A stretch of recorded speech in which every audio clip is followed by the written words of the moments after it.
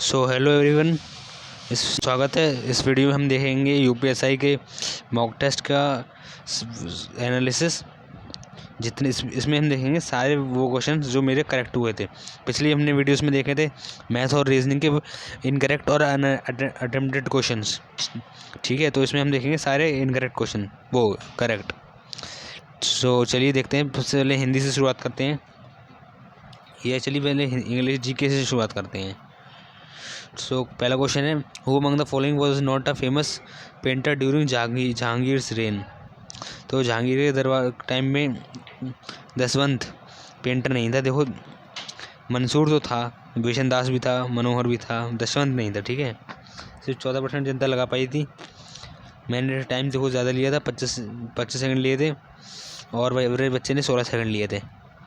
तो उसका एनालिसिस पढ़ लेते हैं। तो दसवंत कौन था? एक एज अ प्रोमिनेंट दसवंत जो पेंटर था वो अकबर के टाइम में था, जहांगीर के में नहीं। और जो है अकबर की पुस्तक है एक अकबरनामा, जो हमने 3 पार्ट्स में बांट रखी है, ठीक है। और मंसूर के बारे में बात करें तो मंसूर तो जहांगीर के कोर्ट में था, and for he earn the title of Nadir ul Asr, Nadir wonder of the age का उपाधि जहांगीर ने मंसूर को दी थी, नादिर उल असर। तो ये चीज़ आपको याद रखनी है। और बिशन दास वॉज अनदर रिनोन्ड पेंटर, ये एक दूसरा पेंटर था जहांगीर के टाइम में, और मनोहर भी, ठीक है। तो ये आपको याद रखनी है। चलिए नेक्स्ट क्वेश्चन देखते हैं। The journal Young India is related to which. तो यंग इंडिया महात्मा गांधी की पुस्तक है, ठीक है। यंग इंडिया और हरिजन, ठीक है। कब 1931 तक वीगल वेबर था ये यंग इंडिया कोई बुक नहीं है, ठीक है। और इतने से इतने टाइम तक ये चला, ये पब्लिश हुआ। और एक हरिजन नाम का एग्जाम पेपर चला था, इसको पीपल ऑफ गॉड बोलते थे।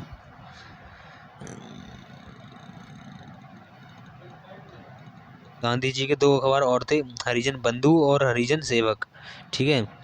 जो कि हरिजन बंधु था वो तो गुजराती में था, और सेवक वाला हिंदी में था, ठीक है। और ये तीनों फोकस जातिवाद को ख़त्म करने के लिए थे, तीनों अखबार, ठीक है। एक गांधी जी ने अपनी एक पुस्तक में कहा था, ये यंग इंडिया में, I can not possibly bear the idea. तो ये आपको समझ लेना है, एक बार पढ़ के देख लेना है, ठीक है। याद नहीं करना है आपको बस। तो चलिए नेक्स्ट क्वेश्चन देखते हैं। The government has introduce which type of visa for foreigner seeking traditional Indian treatments. तो इंडिया ने आयुष वीज़ा लॉन्च किया है उन विदेशी नागरिकों के लिए जो इंडिया में अपना इलाज करवाने आते हैं आयुर्वेदिक तरीके से, ठीक है। तो ये जो है 1 साल के लिए लॉन्च इशू होता है, विद अप टू 3 एंट्रीज, 3 बार आ सकते हो 1 साल में। They can be extend annually for up to 5 year, 5 साल तक इसे एक्सटेंड करवा सकते हो अपने वीज़ा को। और ये आपको खैर इतना याद नहीं करना है। और ये सब आयुष की एक बार फुल फॉर्म देख लेते हो। तो आयुष, ए से आयुर्वेद, वाई से योगा, यू से यूनानी, एस से सिद्ध, एंड एच से होम्योपैथी, ओके। सो चलिए नेक्स्ट क्वेश्चन देखते हैं। When burnt in air magnesium strip. जब हम एक हवा में एक मैग्नीशियम की स्ट्रिप को जलाते हैं तो कौन से रंग की फ्लेम आती है? तो देखो, कॉपर आयरन के साथ को जलाओगे तो ग्रीन कलर की आएगी, ब्लू आएगी कॉपर के साथ, रेड आएगी कोबाल्ट के साथ, वाइट आएगी मैग्नीशियम के साथ, ओके। तो ये आपको याद रखना है।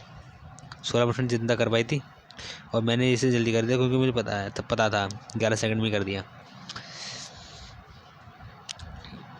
और वो जो ऐश फॉर्म होती है वो मैग्नीशियम ऑक्साइड होती है, ठीक है, MgO। एंड ये देखो बाकी आपको कलर देखें, आर्सेनिक को जलाओगे तो ब्लू कलर की फ्लेम आएगी, स्ट्रोनशियम को जलाओगे तो क्रिम्सन रेड कलर का ये प्रकार होता है, टेल्यूरियम को जलाओगे तो पेल ग्रीन, थैलियम को जलाओगे तो ब्राइट ग्रीन, और जिंक ब्लू को जलाओगे तो ग्रीन टू पेल ग्रीन आएगी, ओके। चलिए नेक्स्ट क्वेश्चन देखते हैं।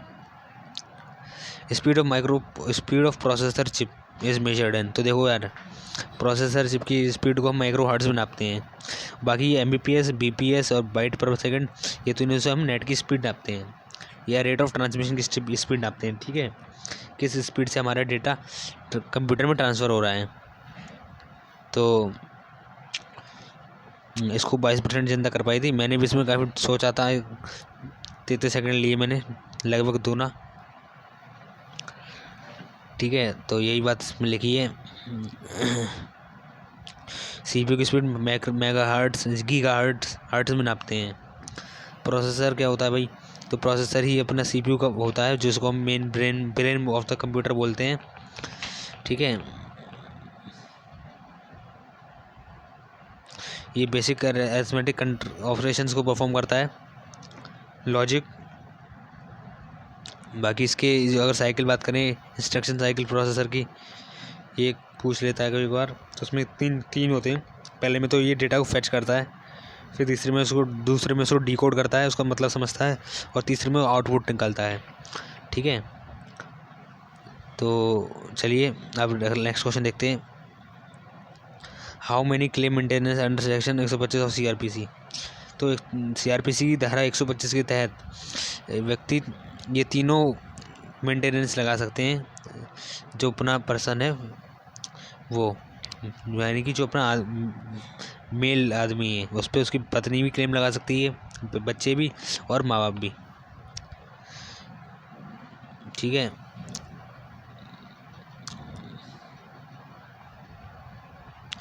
तो शाहबानो बेगम केस जो हुआ था, उसके अकॉर्डिंग सुप्रीम कोर्ट ने ऑर्डर दिया था कि अगर एक महिला से तुमने तलाक लिया है तो तुम्हें उसको मेंटेनेंस देना पड़ेगा। ठीक है,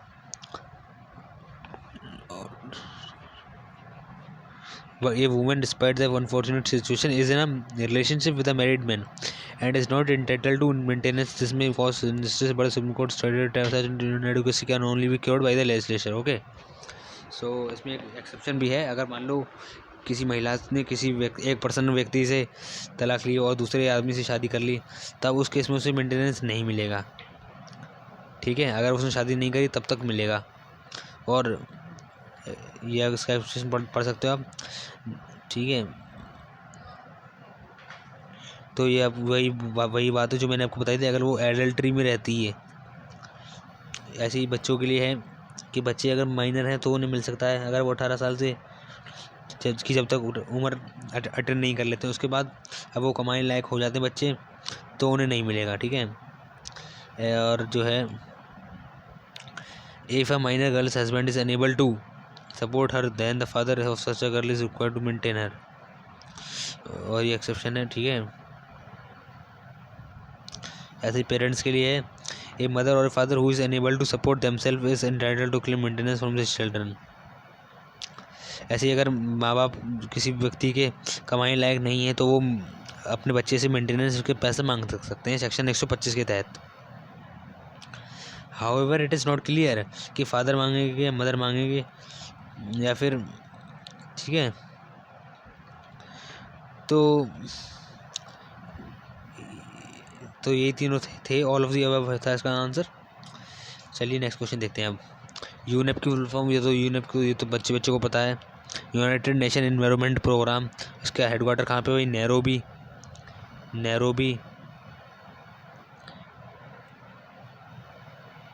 एनवायरनमेंट प्रोग्राम। तो ये एनवायरनमेंट देखते हैं, थोड़े और देख लेते हैं हम।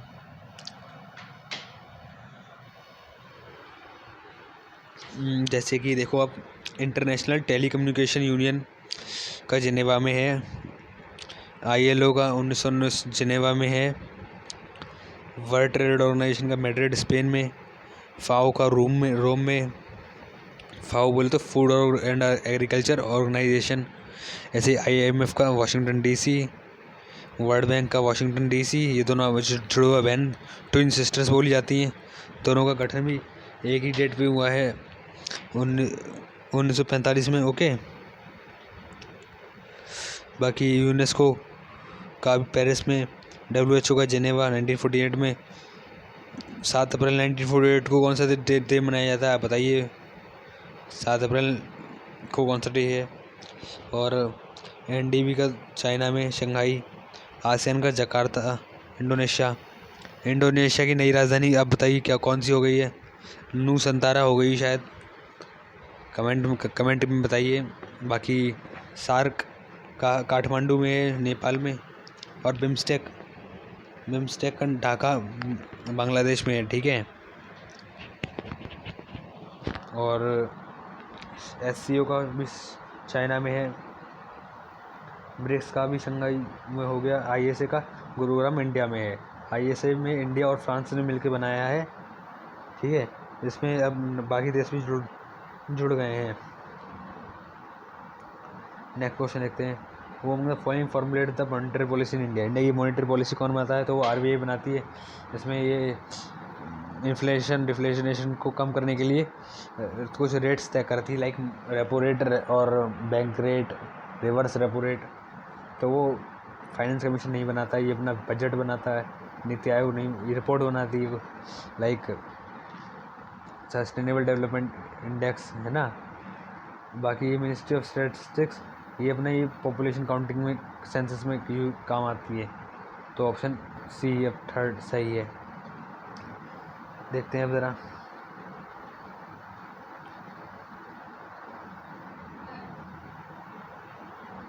तो ये इसके रेट दे रखे हैं, और ये RBI 1 अप्रैल 1935 को बनी थी अंडर द RBI एक्ट 1934 में। और हिल्टन यंग कमीशन, ठीक है, ये आपको याद रखनी है, हिल्टन यंग कमीशन के सिफारिश पर। बाकी finance commission of India article 280 के तहत आता है वित्त मंत्रालय, जो कि बजट बनाने का काम करता है, ओके। और 5 साल का इसका कार्यकाल होता है। ऐसे ही नीति आयोग है, ठीक है। और जो है इसके 2015 में बना था नीति आयोग, 1 जनवरी 2015। किसको हटा के? प्लानिंग कमीशन को हटा के। इससे पहले प्लानिंग कमीशन काम करता था, और नीति आयोग का जो है अध्यक्ष प्रधानमंत्री होता है, ठीक है। अध्यक्ष सुमन के बेरी हैं, CEO R सुब्रमण्यम है, ठीक है। तो ये तीनों आपको पता होना चाहिए। बाकी ये मिनिस्ट्री ऑफ स्टैटिस्टिक्स, ये NSO के तहत आती है, और ये सेंसस में काम करती है। चलो next question. Income tax act 1961 में आया था। ये तो देखो आसान है, बस ये तो अपन को पता ही रहती है। मात्र 3 सेकंड में मैंने करा था इसको। तो इसका काम तो है, इनकम टैक्स के सारे नियम लिखे हैं इसमें, कौन सा किससे लेना है और कब का कौन सा कानून होता है, ठीक है। चलिए अब अगला क्वेश्चन देखते हैं। इंटर स्टेट काउंसिल, अंतर्राज्यीय परिषद, तो ये जो है सरकारी आयोग से संबंधित है। सरकारी आयोग जो है केंद्र राज्य संबंध, सेंट्रल स्टेट रिलेशन से रिलेटेड है, ठीक है। केंद्र है ना, तो इसने पावर्स को सेंट्रल और स्टेट के बीच में बांटने के लिए प्रमोट करा था। तो ये इंटर स्टेट काउंसिल इसी की वजह से बनी है, ठीक है। देखते हैं बाकी इनके बाकी कमीशंस की डेट दे रखी है। पुंछी आयोग देखते हैं ये कैसे, ये भी सेंट्रल स्टेट रिलेशन से ही है। It was chaired by justice Madan Mohan Punchhi के नाम पर, ठीक है। और the commission examined and reviewed the working of, तो ये फालतू की बातें हैं। राजमनार कमेटी, ये तमिलनाडु की कमेटी थी, ठीक है, DMK ने बनाई थी। सेंट्रल स्टेट रिलेशन के लिए ये भी है रिलेटेड, बट ये तो कहाँ की है? तमिलनाडु की,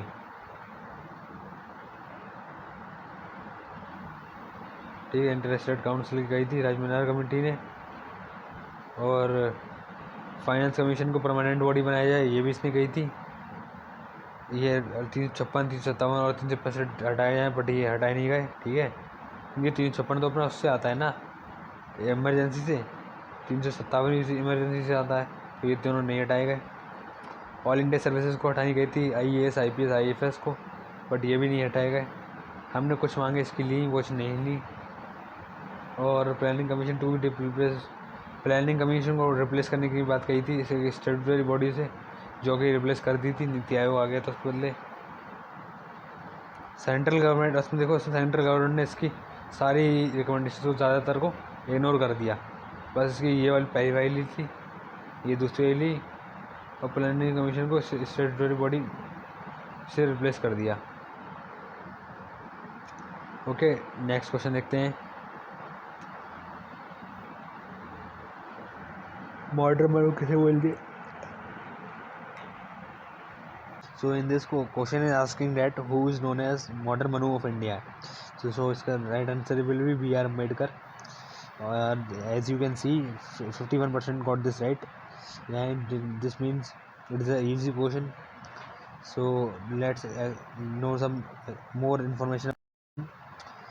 He is called by this name because he described the Hindu bill code bill को ड्राफ्ट किया था उन्होंने। ये फादर को पता ही है, ठीक है, ये as we already and all other things we already know. So let's move to next question. Where is central arid research कजरी इज लोकेटेड? सो कजरी इज लोकेटेड इन जोधपुर, ठीक है। In this we study about the soil types of especially black soil or arid soil of Rajasthan, ठीक है। So Dr. O.P. Yadav is the director of this institute, and now I am asking you some questions like, tell me where is the Central Potato Research Institute, ठीक है, tobacco and rubber and sugarcane, mango और botanical and ICAR. Tell me where is these locations institutes are located. So I have given you time now. I will tell you. So potato is in Shimla, Himachal Pradesh, and tobacco is in Rajmundri, Andhra Pradesh. Rubber is in Tamil Nadu, Kottayam. Sugarcane is in Lucknow, UP. Mango is also in Lucknow, UP. Botanical is also in UP, and ICAR is in New Delhi, ठीक है। ICAR is Indian Council of Agricultural Research. In this, the study of agriculture and different types of crop, including genetically modified crops, is studied, and crops are modified to get highest yield. So let's move to next question. Which of the following committees was chaired by Jawaharlal Nehru? So Jawaharlal Nehru committed the Union's Power Committee. Okay. So steering committee was chaired by Rajendra Prasad, and provincial constitution committee and committee on fundamental rights of minorities were chaired by Sardar Vallabhbhai Patel. So please take a screenshot of this question.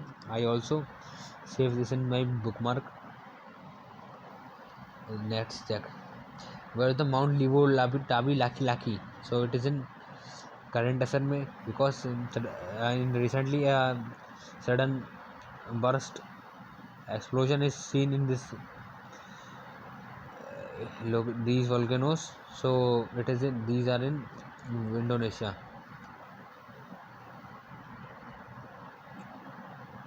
Okay.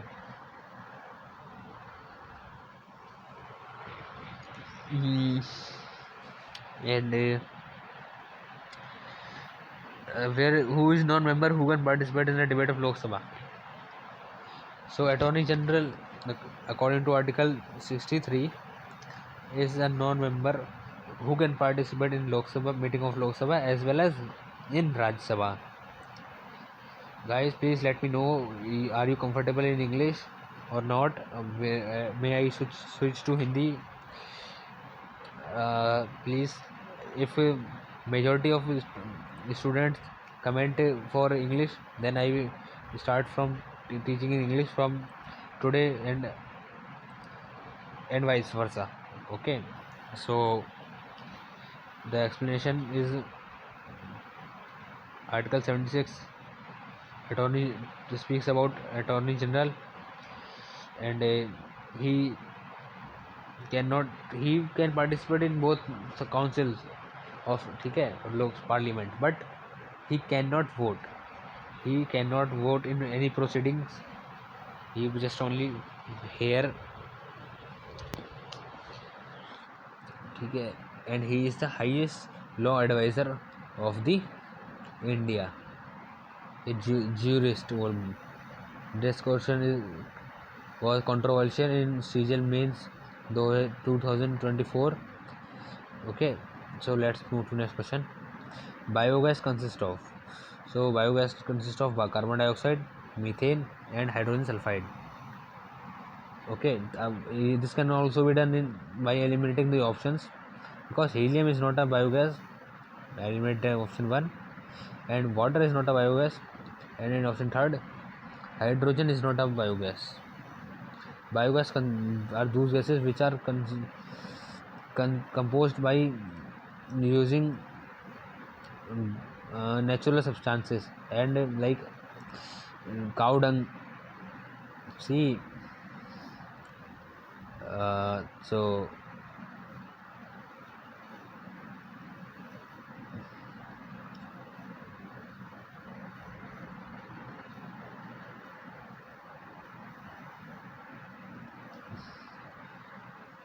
which article says about the power of president for promulgating ordinance? That is Article 123, and Article 223 is for governor. ठीक है, and Article 143 is advisory jurisdiction. 114 is for veto. This is अपना veto, and this is advisory jurisdiction.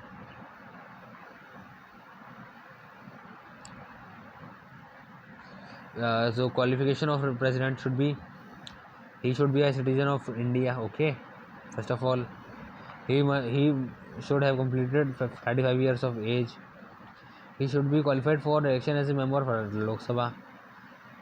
He should not hold any office of profit. And Article 60 deals with the oath and affirmations of the president, and Article 61 deals with the impeachment on president, any removal. And the oath is taken in the front of Chief Justice of India, the senior most, and if he is not present, then senior most judge of the Supreme Court can be present. So according to Article 56, the term of holding of the office is for 5 years from the date on which he enters his office, and after, if 5 years happen, suppose on today 5 years will happen for to current president like Draupadi Murmu, suppose, as a condition. So until the next president arrives, she will be she will not to allow to go leave the seat. She will sit on the seat and do the work until the new president comes. And these are the questions.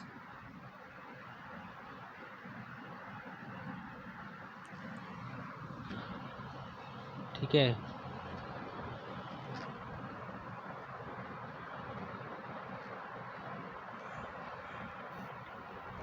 Now next question, Salt March.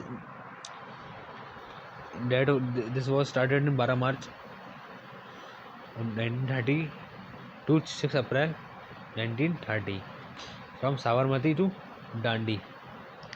So in the question it is asking from where it is started. So the right answer is Sabarmati.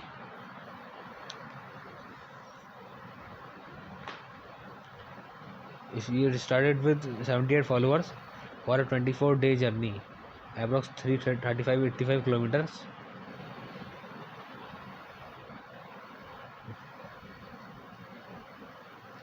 And Wardha is in Maharashtra, where he established the Sevagram ashram.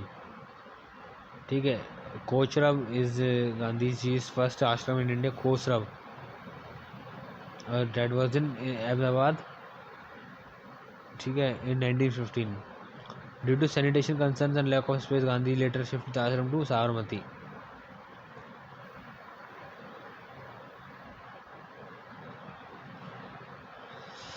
Salt March was a key event in the civil disobedience.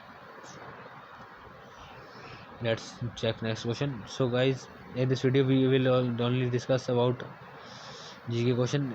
In next video we discuss Hindi questions. So what is bank rate? Bank rate is the road rate. Okay, so definition is not given. So bank rate is also known as penal interest rate. ठीक है. Marginal standing facility is for the repo rate is the rate at which central bank borrows fund from commercial bank. It is known as reverse repo rate. Okay. C is equal 1 and marginal floating minimum rate at which funds are floated for long term. ये होता है marginal facility. तो answer में भी एक का 2.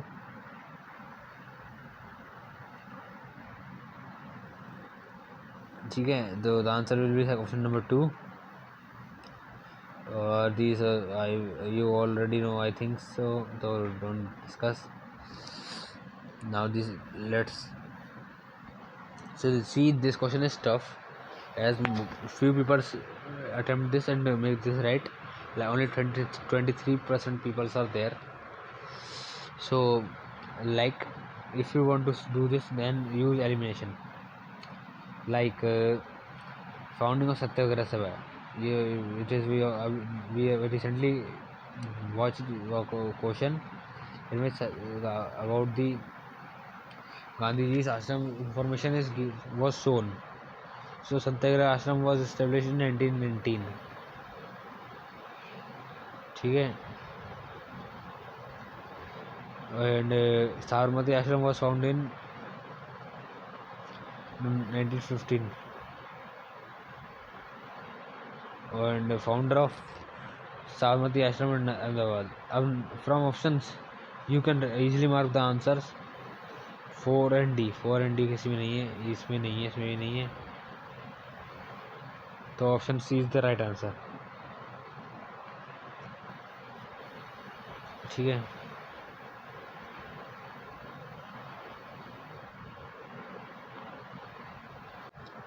So Punjab Hindu Mahasabha was formed in 1909. In this year, into reforms was also declared, and it was formed in Maharashtra. Oh, sorry, Maharashtra, not Punjab. All India Hindu Mahasabha in 1916. And what happened in 1917? Tell me. What? Champaran Satyagraha. Okay. And 1915 में क्या हुआ था guys? तो 1915 में सत्याग्रह सभा, ये देखो साबरमती आश्रम बनाया गया था. और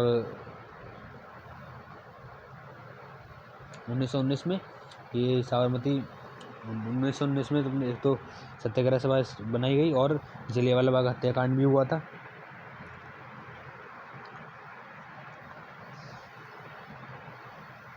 Now you can read this as your wish.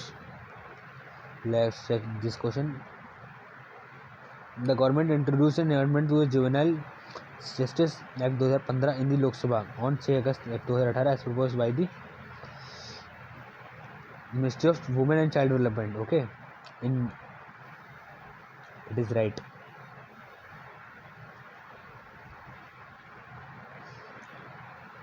In which year was the right to for RTI act. देखो यार 2005 में हुआ था। कब? 12 अक्टूबर 2005 में आया था।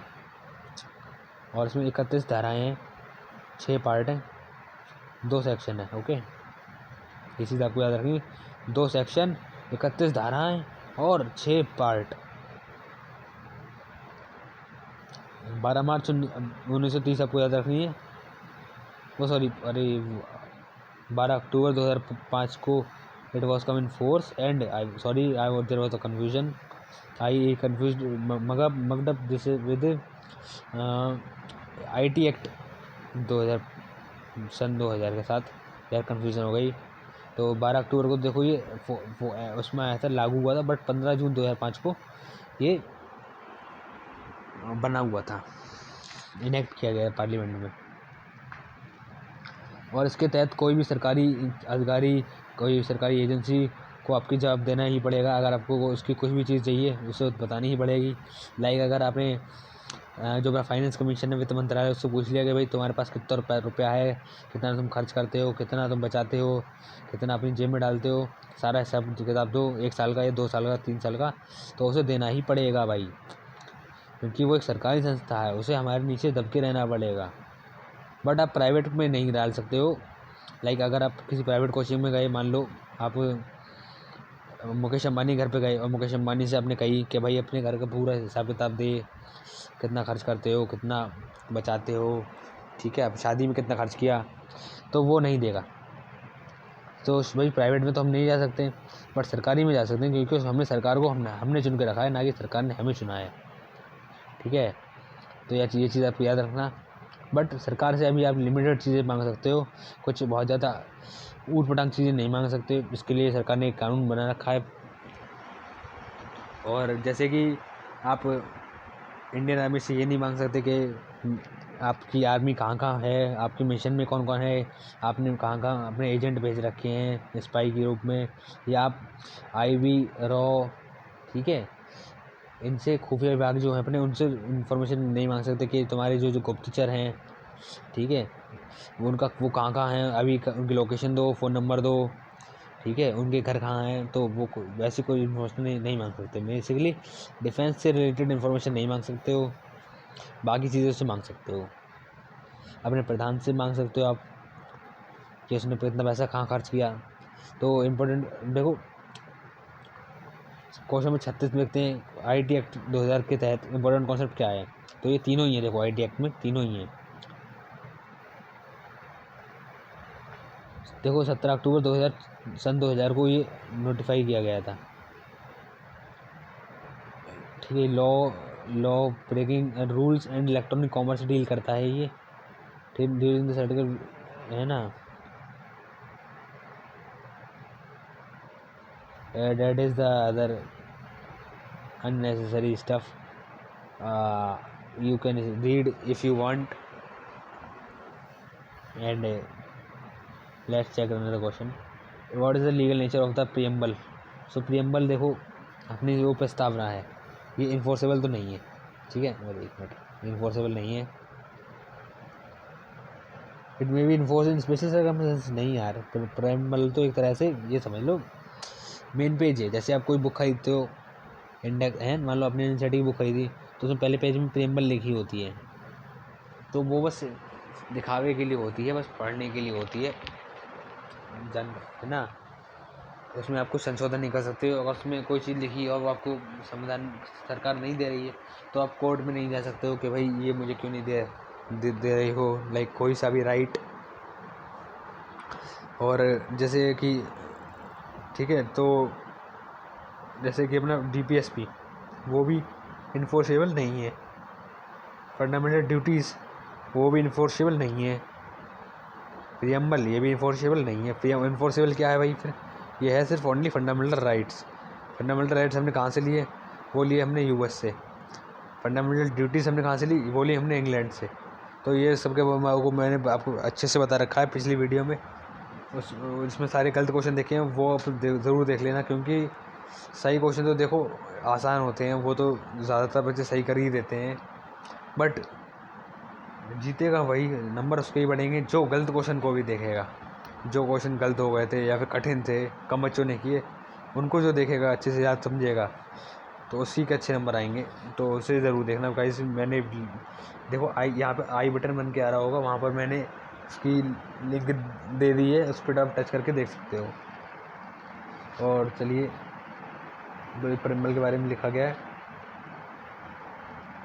You can read this. Now moving to next question guys. two question is left only, so keep your patience high. And GST Council is come under Article 279A. Okay.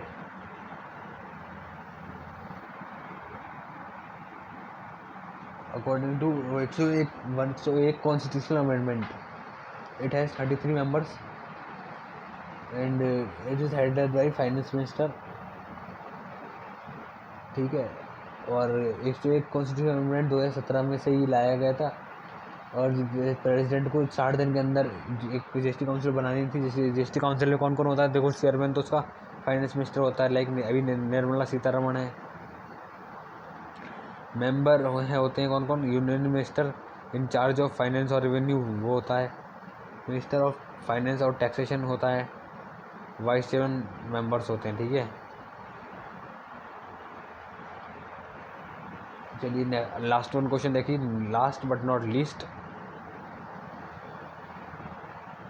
In which schedule the 3 list are mentioned. तो यार federal list वो in I already told you the trick, tears of old PM from date in 7th schedule federal list comes, like in which we distribute the subjects in 3 sections, union, state and concurrent. Union वाली में केंद्र सरकार कानून बनाएगी, state वाली में राज्य सरकार कानून बनाएगी और कंकरेंट वाली में दोनों में से कोई सा भी बना सकती है। बट अगर इन दोनों में कभी वो होता है इंटरफेयर या फिर इन दोनों में कभी आपस में चल के झगड़ा होता है तो केंद्र सरकार का माना जाएगा। Union will be given more preference than state.